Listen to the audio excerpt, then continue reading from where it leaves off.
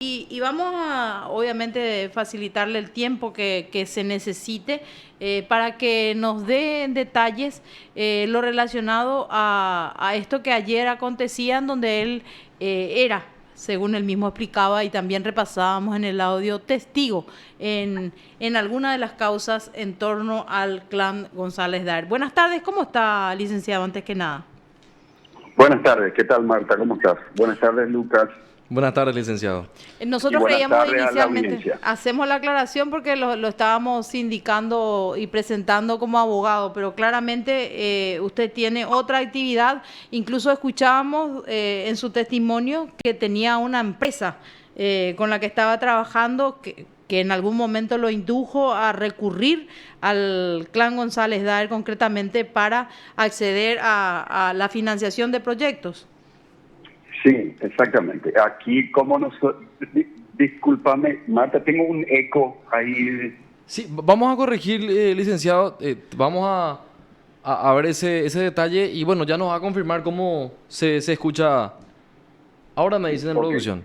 ¿Ahí qué tal nos Sí, ahora escucha? está. Sí, perfecto, sin problema. Perfecto, y ahora nosotros lo escuchamos a usted, así que vamos a escuchar inicialmente para ir planteando un poco también cuál es la situación, incluso a los teleoyentes, licenciado. Ok, sí, el tema, me dijiste que había o sea, nosotros teníamos una empresa anteriormente Ujú. y como todo microempresario, normalmente es lo que trabaja por su cuenta, nosotros siempre recurrimos a veces cuando nuestro flujo de caja no está funcionando o no tenemos el retorno esperado, entonces ahí normalmente recurrimos a gente que nos preste dinero. Ya a veces comenzamos con familiares, luego comenzamos amigos, luego comenzamos con el sistema financiero, luego cuando estamos ya medio apretados porque nuestras cosas no están saliendo o están muy lentos, también recurrimos a otra gente. En este caso recurrimos al señor Ramón González Daer, que era el que tenía unas tasas, sabíamos que eran tasas usurarias, pero se suponía que iba a ser un retorno rápido, entonces íbamos a entrar y salir, entonces no íbamos a tener problemas. Pero las cosas no salieron así y llegamos a un punto en donde estábamos metidos ya hasta la mata con él, ¿verdad? Porque en el sentido de que las tasas de él son muy altas y realmente tenía que tener un buen retorno, una rentabilidad muy alta para poder cubrir eso, ganar dinero, seguir creciendo, ¿no? Entonces, lastimosamente, no llegamos a un punto en el que ya no pudimos. La deuda ya era bastante grande, él también era bastante, presionaba bastante y realmente nosotros ya no podíamos más, ¿verdad? Entonces recurrimos. Nosotros ya sabíamos que si es que no salían varias cosas en diciembre, por ejemplo, donde teníamos más ventas y no cobrábamos bien en enero, febrero iba a ser difícil. Bueno, efectivamente llegó en febrero y no pudimos cubrir cheques, hablamos con él, le pedimos por favor para que nos pudiera aguantar o una cosa así, que ya no íbamos a poder continuar, y me dijo, y él dijo que no accedió, o sea, yo le pedí para que no metiera todos los cheques porque si no nos iban a cerrar la cuenta por 3 años. Si es por un año, bueno, uno puede todavía manejar, pero todos mis otros proveedores ninguno presentó los cheques, o sea, creo que uno por ahí entró aparte de los que nosotros ya habíamos hablado con ellos que por favor no presentaran porque nosotros no estábamos pudiendo cubrir y íbamos a ir hasta cada uno a refinanciar de la forma para. En el caso de Don Ramón, no, esa tarde yo la presentó como 5 cheques al día siguiente. Todos los días presentaba cheques. Pero obviamente, primero que te cobran por cada cheque rebotado, después te cobran por el sobregiro, te cobran, o sea, todo, o sea, era un tema económico gigante. Ya nos metimos en un asunto gigante, ya nos cerraron las puertas por todos lados porque ya no teníamos chequera. Y entonces fue así que nos hundió.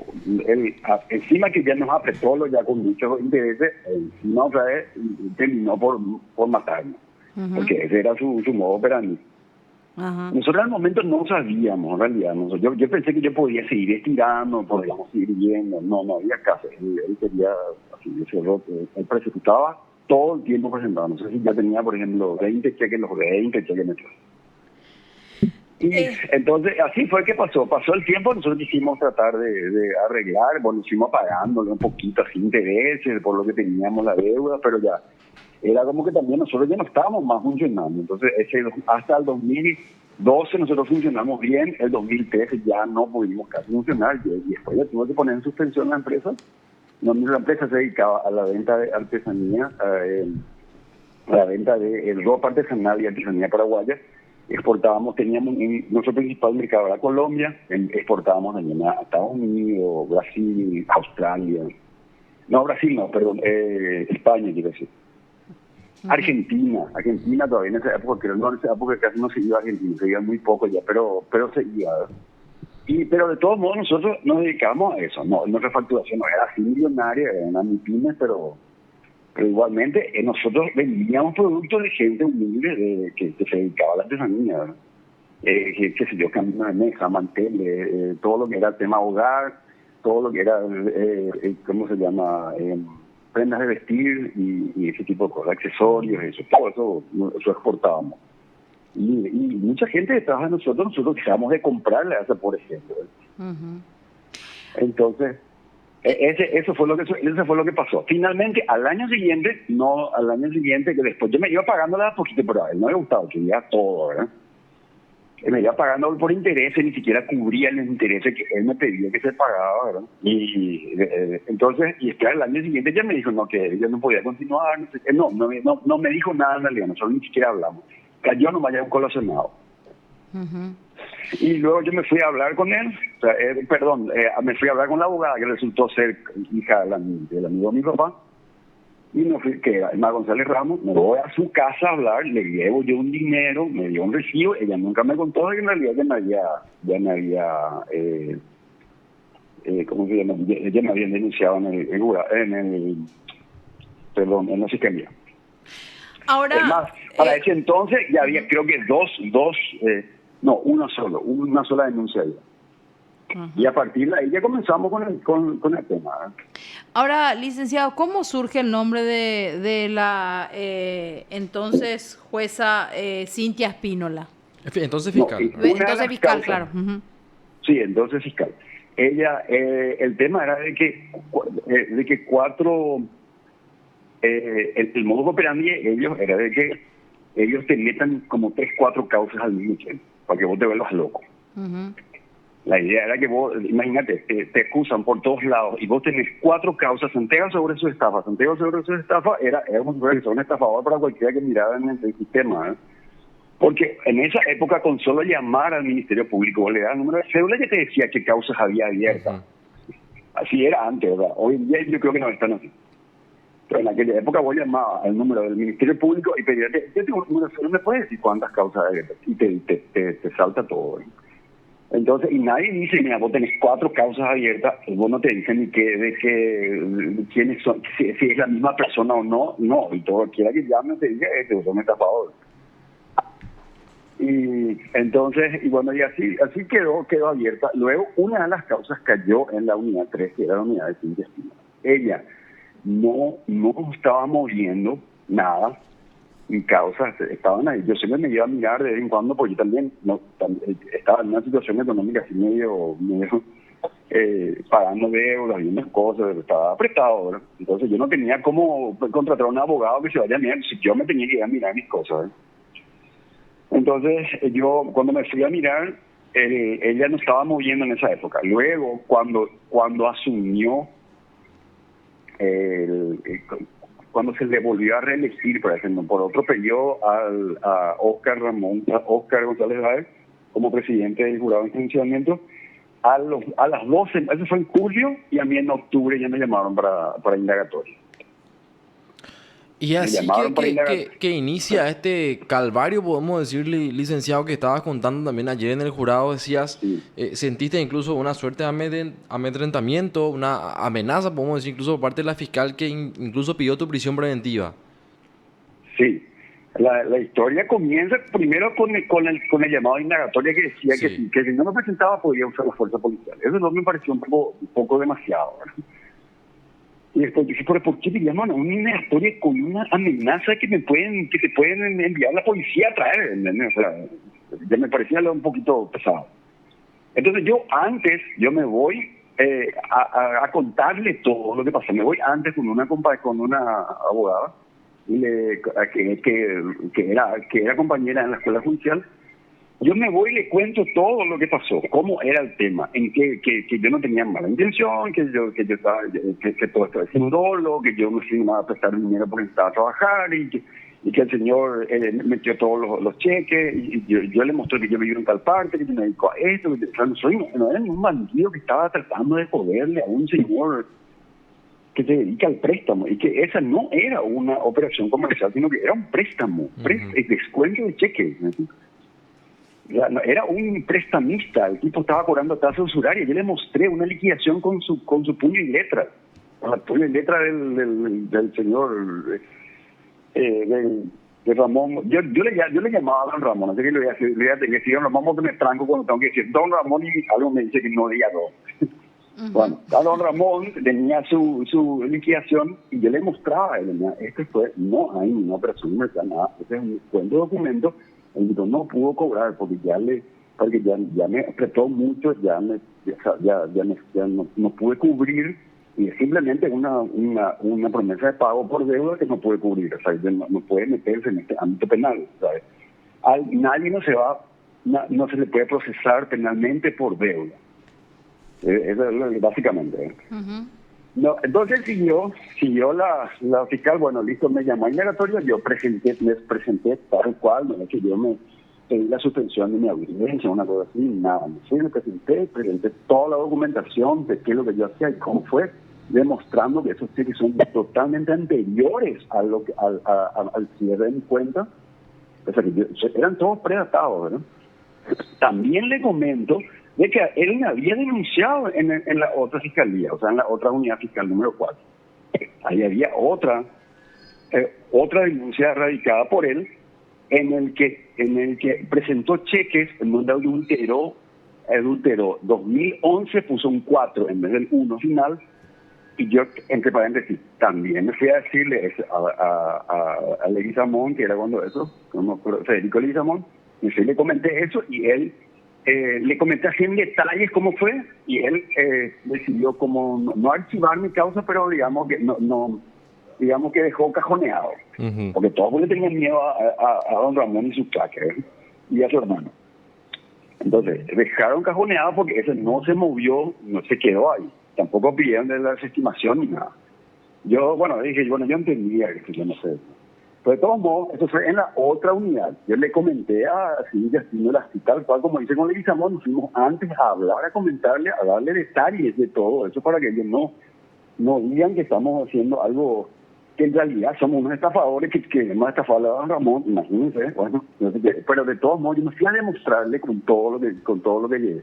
Le presenté en la indagatoria, me presenté, hice todo, luego ahí comenzaron a dar las llamadas, y como yo no me iba a arreglar con ellos, porque yo les dije a ellos que yo quería arreglar primero el tema de arreglar lo que es referente a la empresa, gente proveedores, gente amiga que me había prestado, me había ayudado. Yo con ellos tenía que primero terminar de pagarles y luego continuar con el resto, como él, por ejemplo, él podía esperar. Y yo con la otra gente lo que no podía esperar, que sana, gente así, ¿entendés? Gente más vulnerable que necesitaba el dinero, y no había caso. Él quería ya, jodiendo, llamando, ¿verdad? Y finalmente apareció una vez, del estudio jurídico me envían una nota, me dijeron, Eugenio, me dice que te doy por notificado, el día 22. El 25, yo desesperado en esos 3 días me fui a buscar a alguien que me saque esto, porque me fui a ver ese mismo día, cuando yo recibo a la mañana, directo me voy hasta la fiscalía, encuentro que en realidad era una imputación con pedido de prisión preventiva. Obviamente me fui a buscar a un abogado. Sí. Mi hermano me recomendó uno que le había sacado, que es el Duarte Cacabelos, que es un abogado buenísimo, que trabaja con Alba Saracho, que es excelente. Y ellos hicieron toda una presentación para un recurso de reposición en contra de esa acta de imputación. Pero finalmente me presento yo el 25, me presento con mis abogados, presentamos esos argumentos y se quedó para estudio, y creo que nosotros, eso se fue a Cámara, porque eso pedimos para que apelamos, y se fue a Cámara. Y en Cámara le confirmaron a Cintia Espínola, o confirmaron de vuelta el proceso, que siga el proceso, y me continuó el proceso. Hasta llegó al momento de que en una parte, como me estaban supuestamente, a mí me notificaron que yo nunca recibí, ni vino nadie, ni me llamó, ni vino la policía, porque eso es lo que corresponde, sacaron una orden de captura contra mí. Eso fue Nelson Romero, y el que pidió fue este muchacho, todavía te digo el nombre, Miguel Vera, que posteriormente le dieron de baja por cohecho pasivo. Y bueno, entonces ahí pidieron me pidió mi rebeldía y mi orden de detención. Imagínate, en esa causa. Porque no pagué unos cheques, imagínate, eso es. Bueno, entonces realmente acá yo ya estoy un poco asustado porque yo no pude ver lo que pasó en la corte, porque esas actuaciones yo no pude seguir mirando o ir revisando porque la carpeta está perdida. O sea, al perderse la carpeta, actuaciones de la entonces fiscal Cintia Espínola, de los camaristas del juez que continuó, todas esas actuaciones se quedaron allí. Entonces yo realmente hasta ahora yo tengo dos causas dos causas ya me dieron sobreseimiento definitivo. Uh-huh. 4 eran en total. 4 eran en total. Porque ellos metían más. De repente no quiere venir a pagar uno, meterle otro más. Y ¡pam! Me metían otro. Así, ese era. Esa es la forma, claro, la forma de hacer el apriete para que puedas pagar o priorizar en este caso a Ramón González Dari, que cobrarte de esa manera, ¿verdad? Así mismo. Y te digo más, esto, como yo dije ayer, esto no es nada nuevo lo que estoy contando. Este es el modo operandi normal. O sea, todos le hicieron lo mismo, a todos. Porque ahora que estamos ya en esta etapa, que yo después de 9 años, yo sigo todavía peleándome para que liberarme de esas cosas, de estos temas, me encuentro con otra gente también que fueron víctimas, ¿verdad? Y la misma historia me cuentan, la misma historia, el mismo modo operandi. Es más, a mí me contaban gente de la fiscalía que tenían una carpeta, me decían, mira, hay una gente de la fiscalía, uno de los muchachos que trabaja ahí, me mostró un armario, la mitad del armario eran denuncias de él. La mitad del armario. Todito eran denuncias de él. Y así, agarrar random uno y agarraba uno y miraba, fulano de tal contra denuncia de González. O sea, todo eran y vos mirabas adentro y era calcado. En una operación, es decir, acá tengo conmigo, te puedo leer, dice, así tal cual como dice, te voy a leer. Dice, todos son la misma cosa. Que hechos, que soy comerciante y por una negociación el hoy denunciado me había entregado 4 cheques y denunciado de la siguiente forma. Es todo. Ese es su denuncia. O sea, soy comerciante y por una negociación. No era comerciante, era usurero y se dedicaba a la usura. Yo le demostré a Cintia Espínola eso. Y también le llevé todo. Y le dije en mi declaración, en la carpeta de investigación, o sea que encontré dentro de la carpeta,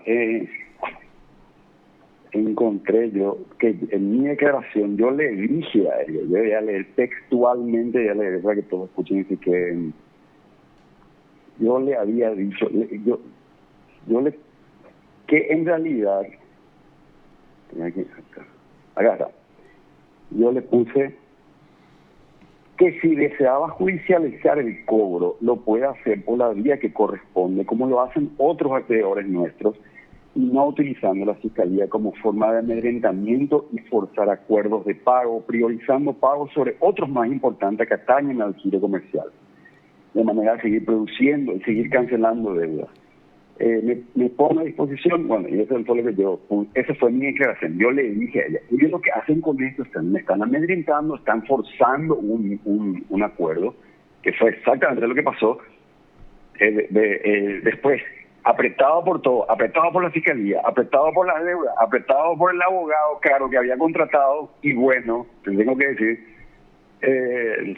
yo tuve que, tuve que aceptarse el acuerdo y dije, voy a ver cómo pago y vamos a ver, vamos a darle la vuelta, que si yo decía, y bueno, me comprometí, me fui, hice el acuerdo. Entonces, pero ellos ya llegaron a acusarme antes del acuerdo. O sea, yo hice el acuerdo antes, ellos ya me acusaron, ellos ya habían, ya se había procesado todo el tema, ya habían pedido mi ¿cómo se llama? Mi rebeldía, porque yo me iba a poder cerrar el acuerdo, ¿cómo se dice? Desde que se hace una audiencia preliminar primero, para que lleguen, ¿cómo se llama? Para llegar a un acuerdo, digamos. Yo como siempre, no sé por qué razón, el primero ya pidieron orden de detención y salió ya mi rebeldía.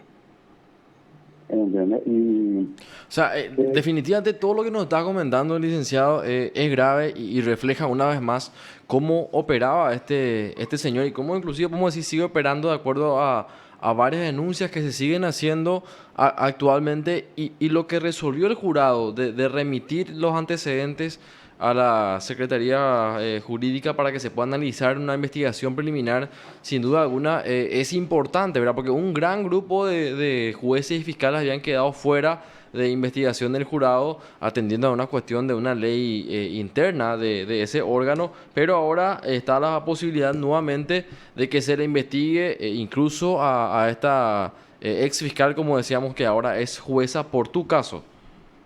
Sí, ella en realidad no había sido confirmada como fiscal en el 2019. Como te dije ayer, yo le andaba siguiendo los pasos a ella porque en realidad yo tenía, o sea, ella fue lo que prácticamente me arruinó la vida, no sé, por una forma de decir, como una forma rápida de decir, porque imagínate, para que te impute, te meta dentro de un proceso que hasta ahora no puedo salirme y que sigo gastando para poder salirme encima, fue decisión de ella. Ella fue la que me metió en esto. Entonces, yo digo nomás, ella no fue confirmada en aquella época, pero luego 2 años después, un año después, en el 2020, ella fue confirmada como juez. Entonces, ella entra de nuevo. Todas las denuncias que ella tenía, ella tuvo como 4 o 5 denuncias, pero fueron desestimadas porque ella ya no había sido confirmada como fiscal. Pero ella tenía denuncias, ella tenía unas cuantas denuncias en el jurado.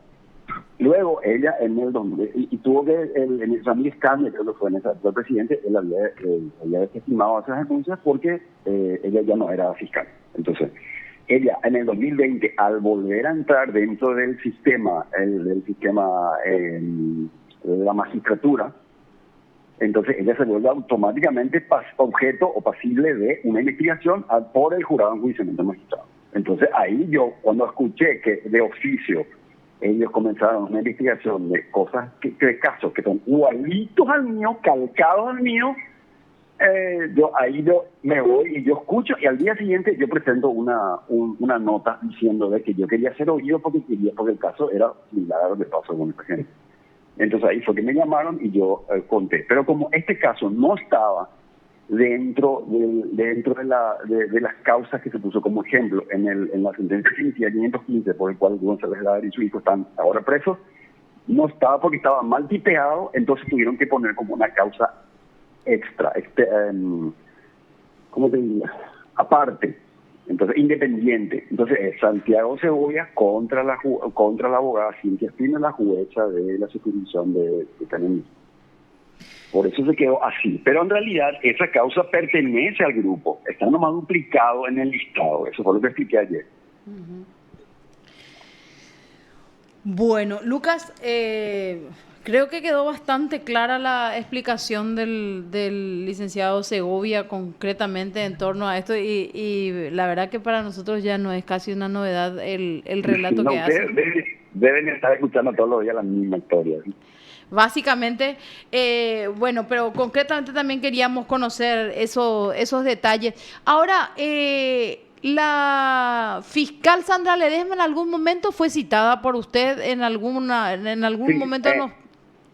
Quiero aclarar esa parte. Sí. Ayer cuando uno de los miembros del jurado, el doctor Conagüete, me preguntó si quién estaba a cargo de ese caso en el que yo estaba, me dijo, y yo respondí mal por equivocación, dice que fue Sandra Ledesma. En realidad, como estaba en ejecución, ya le pertenece a la Fiscalía de Ejecución, ya no le pertenece a Sandra Ledesma. Yo en realidad no tuve ningún caso, no tuve ese caso con Sandra Ledesma, porque aparte ella está hace 2 años dentro creo que 2 años más está dentro de la Fiscalía. Uh-huh. Entonces a ella le cayó mi caso uno de los casos cayó en su Fiscalía que ella asumió, y que ella lo que hizo fue, en realidad, tuve que irme varias veces, ¿verdad?, a hablar con ella, pero desestimó mi causa.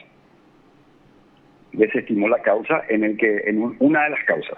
Y ella lo que hizo fue, en realidad, darme una mano desestimando, porque nadie se animaba en ese lugar, todos me decían las mismas cosas, de que ellos no querían tocar esos expedientes que era de González Daer, porque sí o sí tenían o alguien metido dentro, o todavía gente dentro, o también el jurado se podía de repente por algún tecnicismo salir afectado.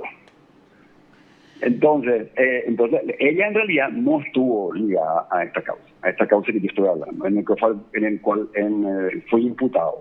Ella no estaba ligada. En realidad, como ya está en ejecución, le toca a la Fiscalía de Ejecución. O sea, ya no. En la otra causa sí, que tiene el número 9565/2014, en el cual el señor González Daer presentó cheques con la fecha adulterada. En esa causa fue la que ella desestimó la denuncia. Y él sí lo tengo al lado de desestimación. Perfecto, no, y importante la aclaración entonces, o sea, básicamente ella lo que hizo es prácticamente colaborar desestimando la causa, ¿verdad? A diferencia de la fiscal en su momento, reiteramos, Cintia Espínola. Bueno, licenciado, creo que de esta forma cerramos nosotros un poquitito el círculo. La verdad que el caso Ramón González Daer, el clan en general, mereció a través de todos los medios y en particular el nuestro, el acompañamiento de todo lo que acontecía, y esto que está también pendiente ante el jurado de enjuiciamiento de magistrados. Así que le agradecemos muchísimo la posibilidad de compartir esta información, aclarar un poquito lo que ayer escuchábamos en parte, porque obviamente las transmisiones, las sesiones se transmiten, pero bueno, era importante repasar un poco cómo queda todo esto. Sí. Yo quería nomás dejar algo en claro, si me permitís, sí, cómo Marta no. y Lucas. Adelante. Que una cosa es el tema de que la gente, ustedes ven la parte técnica, la parte jurídica, y hablan del marco jurídico y de quiénes son los actores. Pero en realidad hay algo que siempre se deja de lado y que muchas veces no se tiene en cuenta. Y a veces se queda como algo, como sin importancia. Pero en realidad sí tiene importancia. Esas situaciones en las que nosotros pasamos, en el cual nos denuncian por estafa, por ir a prestar dinero para poder seguir trabajando. Hay gente que perdió casa, que tuvo que entregar como colateral una casa, como una, ¿cómo se dice? Sí, como colateral, como una garantía, entrega casas o entrega un pagaré. Le denuncian de vuelta por el pagaré, le quitan la casa o no le devuelven la casa, porque ellos normalmente su modo operandi era poner a nombre de Fernando. Las casas que vos dejabas como colateral, como de garantía, se ponían el nombre de Fernando. Vos no pagabas y se quedaba así. Rompían el contrato, chao. No tenías ningún contradocumento. Muchísima gente fue afectada. Mucha gente que ni siquiera hoy tienen miedo de contar, tienen miedo de salir. Yo mismo lo tenía miedo de salir. Entonces, esa gente realmente pasó muy mal, así como nosotros. Yo estuve mucho tiempo muy afectado, tanto físicamente, psicológicamente, económicamente, financiera, familiarmente, de todo. Fue muy duro todo lo que pasamos, como a nivel familiar, porque Es muy complicado. Ese, por ejemplo, no se ve en ningún lado. Y eso afecta mucho a la parte de mi vida, me jodió. ¿Entiendes?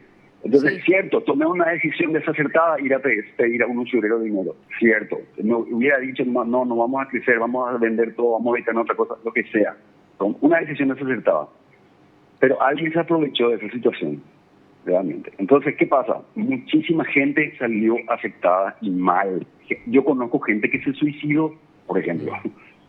Mi hermano murió también, él le pagó todo, somos millonarios, le pagó, él pegó casas carísimas en el Yado, en el centro, por todos lados, para poder pagar la deuda. Pero finalmente, después de unos años, tuvo que recurrir y también entró en falta de pago. Un domingo de mañana le llama. Al día siguiente, mi hermano a la mañana muere de un infarto.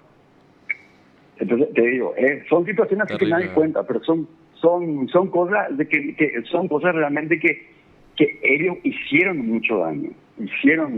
Alguien en la ahí del Poder Judicial me contó que ayer le grita Emma González Ramos a la abogada. Estoy contando a alguien que me contaron, Sí. no sé si es cierto. Dice que le grita, me jodiste la vida, dice que le gritó. Alguien que estaba ahí me contó, me jodiste la vida, o me arruinaste la vida, algo así le dijo. Le dijo Emma González Ramos a Sandra Ledesma porque ella fue la que le denunció. Y le quitaron su matrícula. Sí. Ellos, Emma González Ramos, el señor Ramón, realmente le jodió a muchísima gente. Eso me quiero dejar en claro. Gracias por escucharme, Marta y Lucas. Por favor, gracias. No, gracias a usted atendernos por también. todo este tiempo y bueno, la paciencia y incluso me imagino que aunque esto hasta sea, me imagino hasta le sirva de catarsis hoy por hoy, lo que usted está describiendo acá al final de esta entrevista es realmente choqueante y como dijo usted, la verdad es que penosamente no es el único caso. Muchísimas gracias nuevamente, licenciado. Muchas gracias, Marta. Gracias, Lucas, por escucharme. A usted, licenciado, muy amable. Usted está escuchando PDS.